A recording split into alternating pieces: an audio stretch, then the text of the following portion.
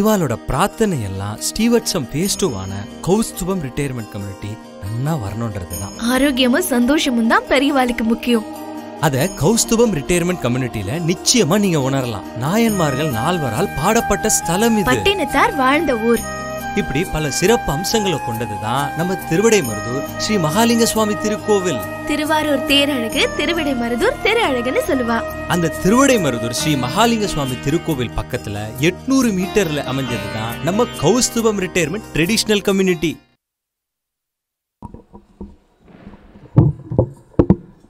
நமஸ்காரம்.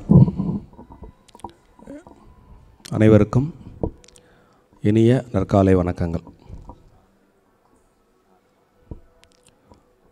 எண்ணிய முடிதல் வேண்டும், நல்லவே எண்ணல் வேண்டும், திண்ணிய நெஞ்சம் வேண்டும், தெளிந்த நல் அறிவு வேண்டும் என்ற பாரதியின் வரிகளை தியானித்து இன்றைக்கு வைகுண்ட ஏகாதசி. வருடம் 365 நாட்களும் ஸ்ரீவத்சத்தில் சுபதினம்தான். இருந்தாலும் இந்த நாளுக்கு ஒரு மிகப்பெரிய ஏற்றம் உண்டு.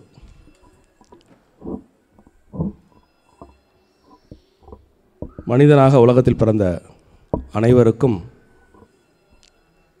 ஒரு மிகப்பெரிய லட்சியம் என்ன என்றால்,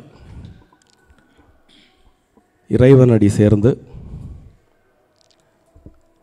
இறைவனுடைய யதாஸ்தானத்தில் அவனுடன் இரண்டர கலத்தல் அப்படிங்கிறது தான் மனிதனுடைய வாழ்நாள் லட்சியம் என்று கூறினால் அது சற்றும் ஒரு மிகையான கூற்றாக இருக்க முடியாது. ஆழ்வார்கள் எல்லாம் இதை நான் உரையாக சொன்னதை கவித்துவமாக சொல்லியிருக்கா. உலகில் பிறந்த ஒவ்வொருவரும் அடைய வேண்டிய உரிமை வைகுண்ட பிராப்தி அப்படின்னு எல்லா ஆழ்வார்களும் உவந்து சொல்லியிருக்கா. நாம் இவர் கூப்பிட்டபடி வயசானவான்னு யாரையும் சொல்லவே முடியாது. பலமுறை சொல்கிறேன், இருந்தாலும் திரும்ப திரும்ப திரும்ப ஒரு விஷயத்தை திரும்ப திரும்ப சொல்லும்போது சலிப்பு ஏற்படலாம். ஆனாலும் உண்மையை திரும்ப திரும்ப சொல்லணும். ஆண்டாள் தன்னுடைய திருப்பாவையில் ஆண்டாளுடைய வார்த்தைகள் எல்லாம் நுணுகி ஆராய்ஞ்சா அதுவே சுகமாக இருக்கும். அதிகாலை அப்படிங்கிறத ஆண்டாள் அவளுடைய பாஷையில் சித்தம் சிறுகாலே வந்துன்னை சேவித்து அப்படின்னு குட்டியாக இந்த காலை பொழுது துவங்கும் பொழுது எல்லாத்துக்கும் அந்த பாவனைன்னு ஒன்று இருக்கு இல்லையா. குழந்தை பிறக்கும்போது குட்டியாக இருக்கும், அப்புறம் வளரும், அப்புறம் பெரிய மனுஷனாக போகும். அந்த மாதிரி ஒரு நாளை அவள் ஆரம்பிக்கும் பொழுது இந்த அதிகாலை பொழுது சித்தம் சிறு காலை அப்படின்னு சொல்லுவாள். அந்த சித்தம் சிறு காலையில் அம்பிட்டு பேரும் குளித்து நீராடி மடி உடை உடுத்தி கார்த்தாலே சுவாமியை சேவிக்கிறது அப்படிங்கிறது காண கிடைக்காத கண்கொள்ளா காட்சி. 4 மணிக்கெலாம் எல்லோரும் ரெடியாக அதுவும் இந்த மார்கழி உற்சவம் அந்த 30 நாளும் ஸ்ரீவத்சத்தில் கோலாகலமாக நீங்கள்லாம் கொண்டாடுற மாதிரி உலகத்திலேயே தொடர்ச்சியாக நடக்கிறது அப்படின்னு நடக்கும். எல்லா இடத்துலையும் பக்தி இருக்குது, எல்லாம் பண்ணின்னு இருக்கா. ஆனால் இங்கே ஒவ்வொரு நாளும் அந்த பக்தி ஒரு வேள்வியாக உங்களால் கடைபிடிக்கப்படுகிறது என்று கூறினால் அது சற்றும் மிகையான கூற்றாக இருக்க முடியாது. இன்றைக்கி பாருங்கள், பரமபத வாசல் வைகுண்ட ஏகாதசி காத்தால வேலையில் இப்படி ஒரு கூட்டம். அவர் பெரிய பெரிய இன்ஸ்ட்ரக்ஷன்ஸ் எல்லாம் கொடுக்கும்படியாக இருக்குது.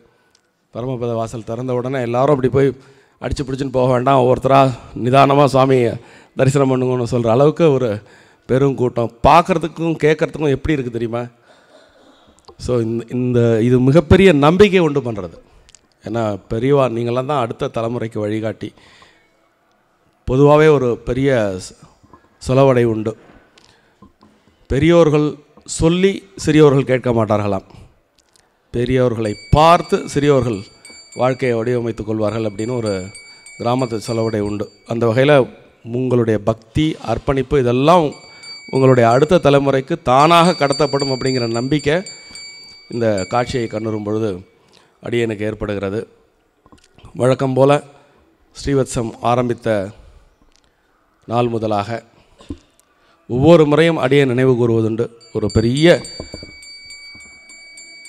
ஸ்ரீ அண்ணா ஆகிய மகான் தொட்டு பூமி பூஜை செய்து சங்கல்பித்து கும்பாபிஷேகமும் செய்வித்த ஒரு ஆலயம் அப்படிங்கிற அந்த பெருமை நமது ஆலயத்திற்கு உண்டு. குறிப்பாக இந்த இடத்துல அடியேன் குறிப்பிடுவதற்கு இன்னொரு காரணமும் உண்டு. இந்த வைகுண்ட ஏகாதசி திருநாள் திவ்ய தேச தலங்களிலே வெகு சிறப்பாக விமர்சையாக இன்றைய தினம் நடைபெறும். குறிப்பாக திருப்பதியிலும் திருவரங்கத்திலும் எப்படி அந்த வைபவம் நடைபெறுகிறதோ அதற்கு சற்றும் குறைவில்லாமல் அவ்வண்ணமே நமது ஆலயத்திலும் இந்த நிகழ்ச்சி நடைபெறுவது வலிந்து குறிப்பிடத்தக்கது. அங்கெல்லாம் கூட இப்படி நம்ம இப்படி ஏகாந்தமாக உட்காந்துட்டு இந்த ஏகாதசி வைபவத்தை அனுபவிக்க முடியாது.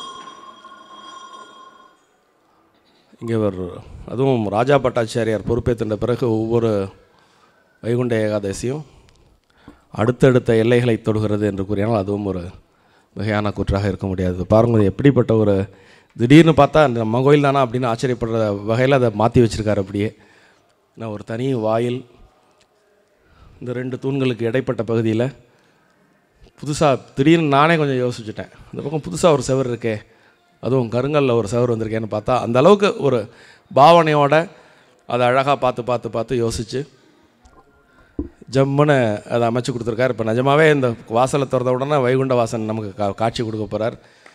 இன்றைக்கி இங்கே வந்து கலந்துட்டு இருக்கிறவா எல்லாரும் பரமபதத்தை அடைவர் என்று கூறினால் அது சற்றும் ஒரு மிகையான கூற்றாக இருக்க முடியாது. உங்கள் எல்லாருக்கும் தெரிஞ்ச கதை தான் வைகுண்ட ஏகாதசி பற்றி. தெரியாதவா யார் இருக்கா? எல்லாருக்கும் தெரியும். இருந்தாலும் இது போன்ற ஒரு நன்னாளில் ஏற்கனவே தெரிந்த சில விஷயங்களையும் மீண்டும் ஒரு முறை அசை போடுதல் எப்பொழுதுமே அந்த பகவான் பற்றின அந்த ஸ்மரணை நமக்கு ஏற்படும் பொழுது பகவானுக்கு அண்மையிலோ பகவானிடத்திலோ பகவான் ஆகவே நாம் ஆகிவிடுகிறோம் என்பதுதான் நமது ஆன்மீக தத்துவங்களின் முடிவு. அந்த வகையில் இன்றைய நன்னாளில் வைகுண்ட ஏகாதசி பற்றி வழக்கில் இருக்கக்கூடிய ஒரு சில கதைகளை கூறி, குறிப்பாக தமிழ் மரபிலே வைணவத்திலே சைவமாக இருக்கட்டும் வைணவமாக இருக்கட்டும் தமிழகத்தின் நடைமுறைகளில் ஒரு தனி ஏற்றம் உண்டு. அதில் வி ஆர் யுனிக். இந்த 4000 திவ்ய பிரபந்தத்தினுடைய எழுச்சி என்பது வைணவ சமயத்தின் உச்சம் என்று கூறினால் அது சற்று மிகையான கூற்றாக இருக்க முடியாது. 12 ஆழ்வார்கள் பல்வேறு காலகட்டங்களில் தோன்றி 4000 பாடல்களில்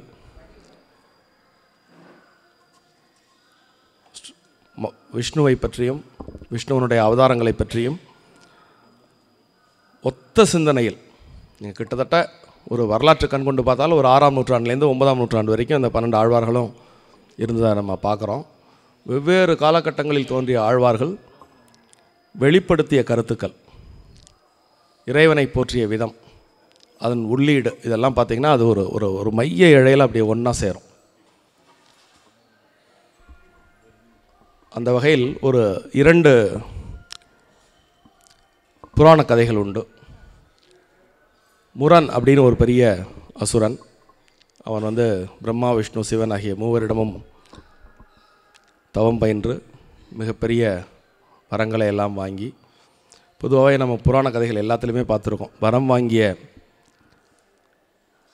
அசுரர்கள் அல்லது தேவர்கள் யாராக இருந்தாலும் ஒரு பெரிய ஒரு பிரபலமான ஒரு கதை உண்டு, வரம் கொடுத்தவன் தலையிலே கை வைப்பது அப்படின்னு. அதுபோல் இந்த வரம் வாங்கிய அத்தனை அசுரர்களும் மறக்காமல் செய்வது உடனே அவர்கள் துன்புறுத்துவது தேவர்களை. அதே இந்த முரணும் அதற்கு விதிவிலக்கல்ல. 33 கோடி தேவர்கள் மற்றும் தேவேந்திரன் பொதுமக்கள் அப்படின்னு பாரபட்சம் பார்க்காம அவன் தொல்லை கொடுத்த உடனே எல்லாரும் சிவனிடம் சென்று முறையிட்டனர். சிவன் உடனே இது மகாவிஷ்ணுகிட்ட போய் சொல்லுங்கள், மகாவிஷ்ணு பார்த்துப்பார்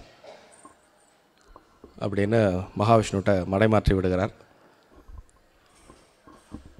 இந்த முரனுக்கும் விஷ்ணுவுக்கும் இடையிலான போர் 1000 ஆண்டு காலம் நீடித்ததாக கூறுவர். அப்போ அவனுடைய அந்த பராக்கிரமம் எவ்வளோ பெருசு அப்படிங்கிறத நீங்கள் பாருங்க. இதுவே நீங்கள் பார்த்தீங்கன்னா அவர் சொல்கிற மாதிரி அவன் ஆடும் நாடகம் அது.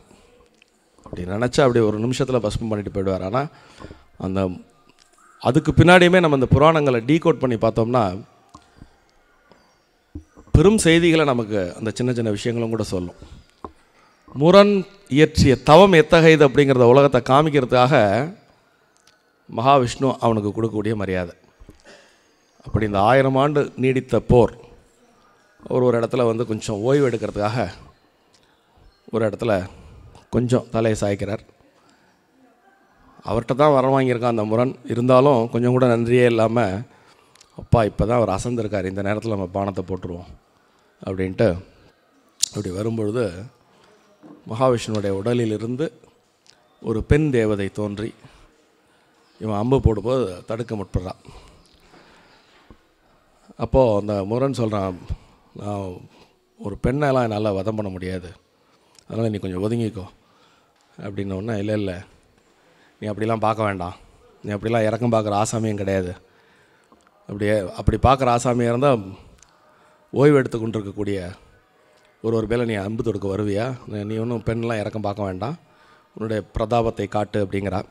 இப்போ அம்பு அப்படி எடுக்கிறான். அப்படி எடுக்கும்பொழுது ஓம்னு மட்டும்தான் சொல்லுவாள்,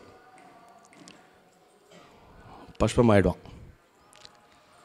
இப்போது இந்த முன்னாடி சொன்ன ஸ்டேட்மெண்ட்டுக்கும் இதுக்கும் ஒரு பெரிய முரண்பாடு இருக்கிற மாதிரி தெரியும். மகாவிஷ்ணுவனுடைய அம்சத்தில் ஒரு நொடியில் தோன்றிய ஒரு பெண் ஓம் என்று சொன்ன மாத்திரத்திலே பஷ்பமாகிய அசுரன். அப்போ அவர் 1000 வருஷம் சண்டை போடணுமா அவனை வதம் பண்ணுறதுக்கு? இங்கே தான் நம்ம சில நுட்பமான தலங்களில் புரிஞ்சுக்கணும்.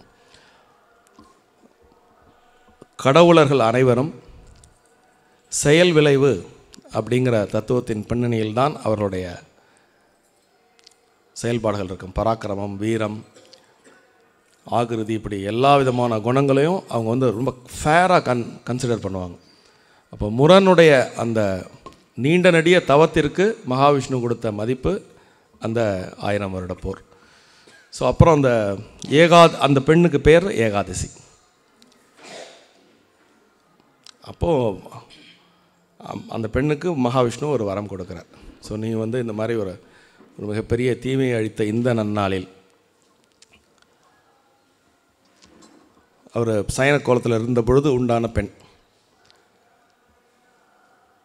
அப்போது உனக்கு என்ன வேணும் அப்படின்னு கேள் அப்படின்னு அவர் கேட்கும்பொழுது அந்த பெண் மறுபடியும் சொல்கிறார், யாரெல்லாம் இந்த நாளில் உம்மை வணங்குகிறார்களோ அவர்களை எல்லாம் நீ பரமபதத்தில் அழைத்து கொள்ள வேண்டும் அப்படின்னு. அந்த நாளாக இந்த மார்கழியில் வரும் வைகுண்ட ஏகாதசியை ஒரு புராணம் குறிப்பிடும்.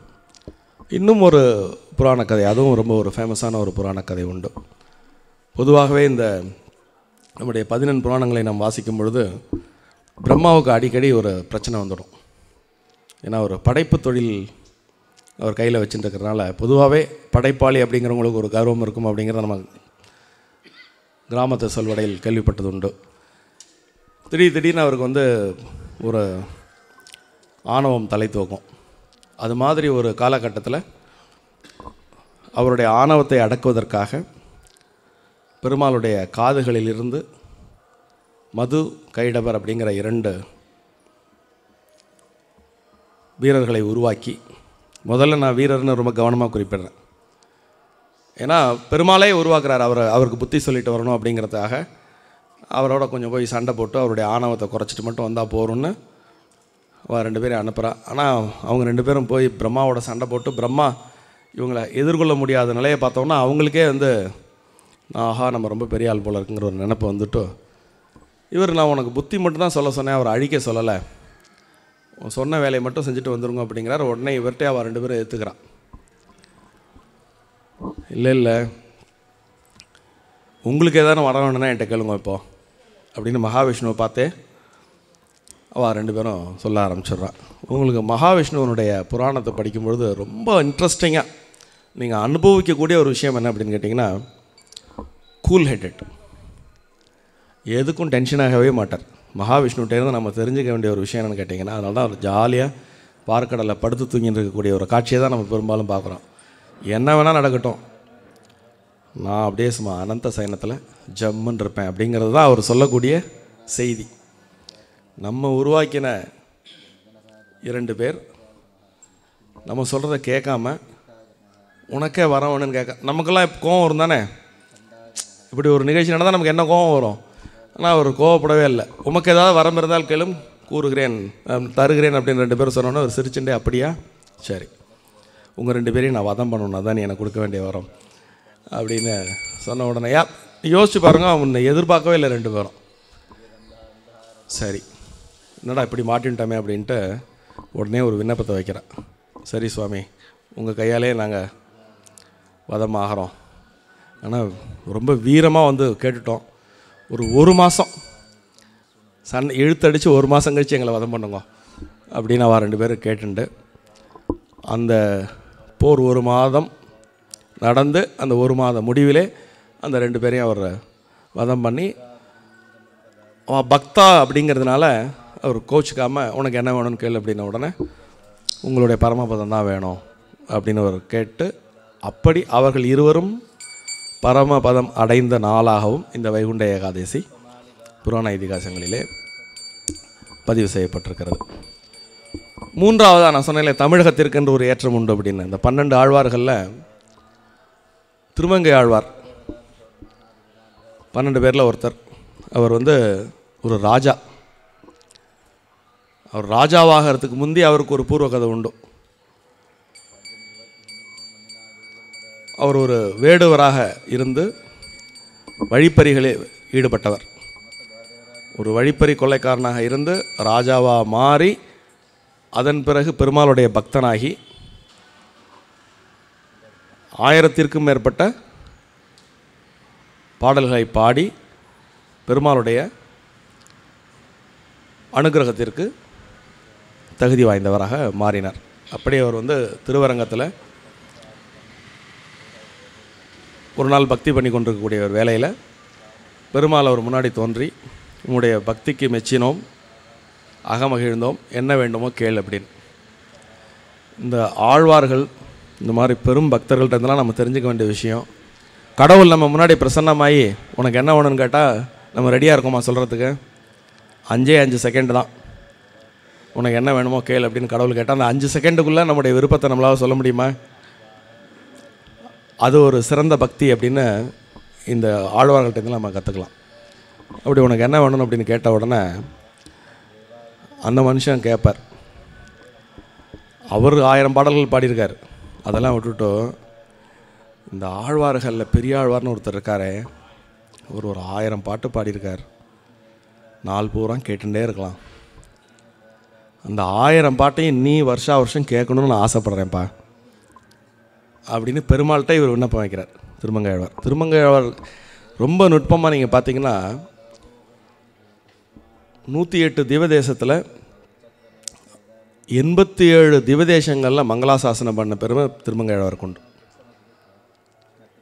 அப்பேற்பட்ட ஆழ்வார் பெருமாள் பிரத்யட்சமான உடனே பெரியாழ்வாருடைய 1000 பாசுரங்களை உன்னோட சந்நிதியில் பாடுறதுக்கு நீ ஏற்பாடு பண்ண, வருஷா வருஷம் அதை நீ இப்போது நீனே ஒரு ப்ரப்போசல் கொடுத்துட்ட, நீயே அதுக்கு ஒரு நாளையும் தேர்ந்தெடுத்துரு அப்படின்னு பகவான் அவர்கிட்ட சொன்ன உடனே அவர் இந்த மார்கழி மாதத்தில் வரக்கூடிய ஏகாதசி ஆரம்பிக்கிறதுக்கு முந்தி உள்ள 10 நாளில் ஒரு நாளைக்கு 100 பாடல் வீதமாக ஒரு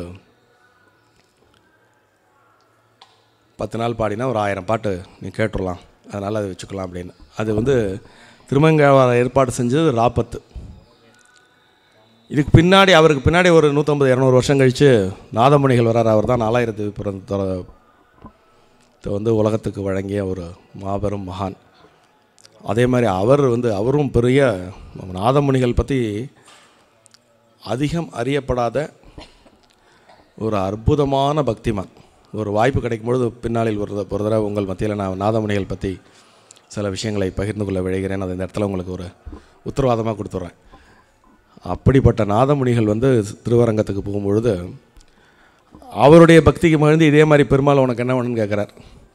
அவராவது அவருக்கு ஏதாவது வச்சுக்க விடாதா? ஏற்கனவே வந்து திருமங்கையாளர் வந்து ஒரு 1000 பாசுரத்தை வந்து கேட்டு அது நடைமுறைப்படுத்தையாச்சு. இன்னும் நிறைய பாட்டு இருக்கு. அந்த பாட்டை தாண்டி அவர் பாடின பாடல்களே ஒரு 1000 பாட்டு இருக்கு. அதனால் மீதமுள்ள திவ்ய பிரபந்தத்தை நீங்கள் அது மாதிரி கேட்குறதுக்கு ஒரு உற்சவத்தை நீங்கள் ரெடி பண்ணணும் அப்படின்னு அவர் விண்ணப்பிக்கிறார். அப்போது அந்த ஏகாதசிக்கு முந்தின ஒரு 10 நாள் பகல் 10, அதுதான் இந்த மார்கழி மாதத்தில் இந்த ராப்பத்து பகல் 10 தோன்றின கதையே அப்படி தான்.